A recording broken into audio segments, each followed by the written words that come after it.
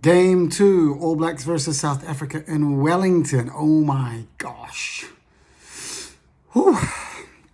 Well, huge game last weekend, obviously. All Blacks came through that one. Let's see if they can do it again. Will they be able to get up? That's the big question. Do they have the energy? Do they have the inspiration that they had last Saturday to get through? Equally, do South Africa have the energy and inspiration to win this time? They'll certainly be up for it. They'll be gunning for them. They've done very well at Wellington in the last few years. Certainly kind of better than the All Blacks have. Anyway, All Blacks team. Front row, Ethan de Groot, Samisoni Taukeaho, Tyrell Lomax. Okay, it's a good front row. It's a solid front row. Tyrell Lomax is going to need to be switched on right from the start. I feel like it's a good thing that he's actually starting, not coming from the bench. He had a shocker coming off the bench last week. That scrum went backwards at a rate of knots. And if you watch the footage, after that scrum goes backwards, both he and Tamaiti Williams, they just don't engage. They don't engage with any of the mauls. They don't make any tackles, even with the final score, with Malcolm Marx being pushed over by Peter Sifter-Toy. They weren't there. Physically, both of them were on the field, but mentally speaking, they didn't seem to be on, like somebody hit the snooze button. I don't think that's going to happen again. So let's not fret about that. Let's see how the front row go. They will have their work cut out for them. Last week's great performance, the locking duo, Scott Barrett, captain again, Tupo Va'i. Let's see how they go. Can they be disruptive? Can they get over the ball? Can they be mucking up the mauls and jumping through the lineouts and pressuring the half? Let's see. Cobus Reinach, he's a different half to Grant Williams. He maybe doesn't have that sheer talent that Grant Williams has, top end pace and nips around the corner and stuff, but Cobus Reinach, it doesn't matter how much you harass that dude, he's still going to play at a level. He's going to play a really good game. Anyway, let's see what Tupuvai and Scott Barrett can do this week. 6, 7, 8, again, Simon Parker, Adi Savia, Wallace Sititi. They did pretty well last week, I got to say. Wallace, a little quiet, still coming back from injury. Adi wasn't hugely prevalent in the first half. Obviously, he had big moments in the second half, but he didn't have his best game. There's a long way to go for the All Blacks.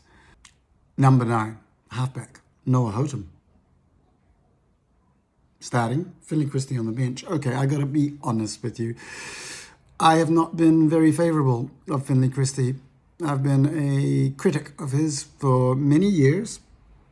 And last week I said, all we need from him is to play the game of his life this Saturday. And that may be the last time he runs out in the number 9, starting a game for the All Blacks. But I hope he plays the game of his life and has something to remember being an All Black by. Yeah, that sounds awful. I'm retiring the guy already.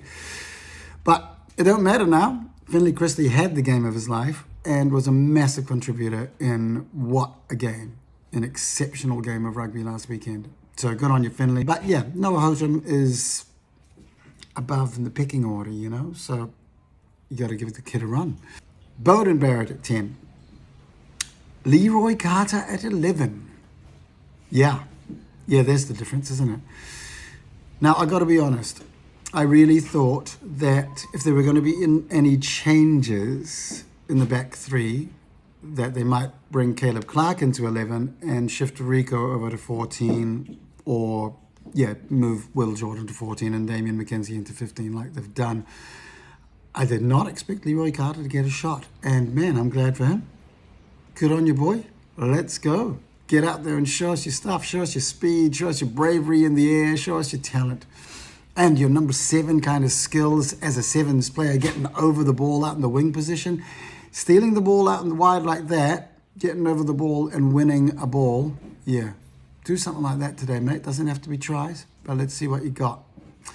Geordie at 12, Billy Proctor at 13, Will Jordan 14, Damian McKenzie 15. No major surprises there, I guess. Will Jordan, is he going to be at 14? Is he going to be at 15? We're going to be talking about that for a long time yet, years to come. You look at the back line and it's like, wow, okay, you got Damien McKenzie, who plays fullback, playing fullback. Will Jordan, who plays fullback, playing 14. Geordie Barrett, who used to play fullback, playing at 12. Bowden Barrett, where he played the last World Cup final at fullback, playing at 10. So we got 4 fullbacks. Noah Houghton, Leroy Carter can play halfback. 4 fullbacks, 2 halfbacks. Yeah, it's like, I think we're ready if South Africa decide to go bombs away and go to the air as a plan B, as opposed to Tony Ball plan A, running the ball through our back line. If they go to the air, we should be okay. The centres have not fired. They have not fired. Not together. Now, this week they're up against Damian Willemse and Keenan Moody.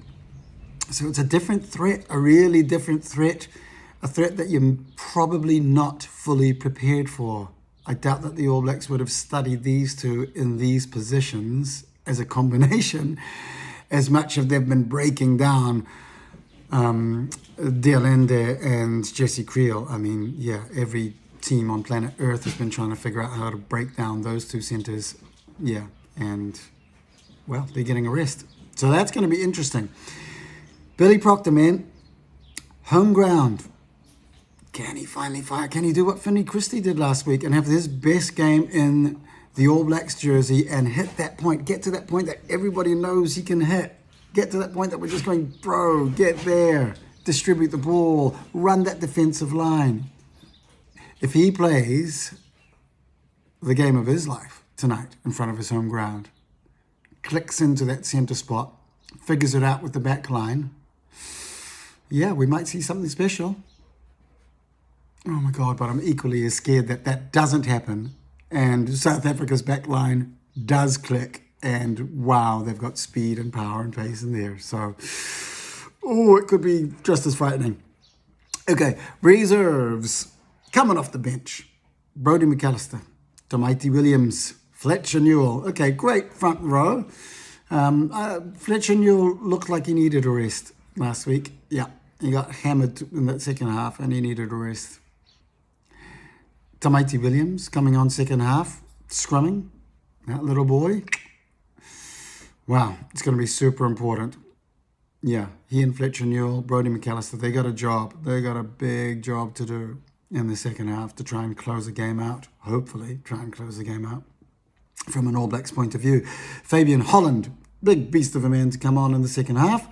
Duplessis Kirifi is going to do his thing. Oh my gosh, when you look at it, Fabian Holland versus Arju Snyman, Duplessis Kirifi versus Quagga Smith, our teams are starting to look very similar. Yeah, kind of scary. Finley Christie on the bench, we talked about him. Good on you, all power to you, man. I hope you have a great game coming off the bench again. Keep the energy going. Quinn Tupaia, he's growing.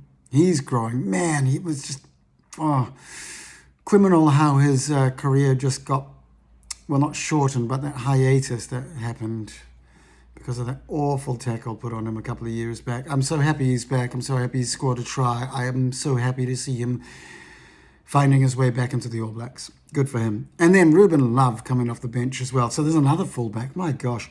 It's like they're playing 5 fullbacks, 3 halfbacks. It's a hell of a back line. It's a crazy back line. It's a fun back line. It's a talented back line. It's an unproven back line. Yeah, I say unproven. They beat the Springboks last week, but the All Blacks do not look anything like the finished article. They're not done. The scrum needs to improve a lot. The work around the breakdown and the enthusiasm last week was very good. The lineouts were very messy for the opposition, but also messy for ourselves. Let's see if they can sort some of these issues out. And that back line, yeah, well, they fired a shot last week, but not a heap of them. So let's see if they can keep firing shots. They had 4 entries into the South Africa 22 last week for 3 tries. That's an amazing strike rate. If the All Blacks can do that again, they might just win 2 games. All right, let's go.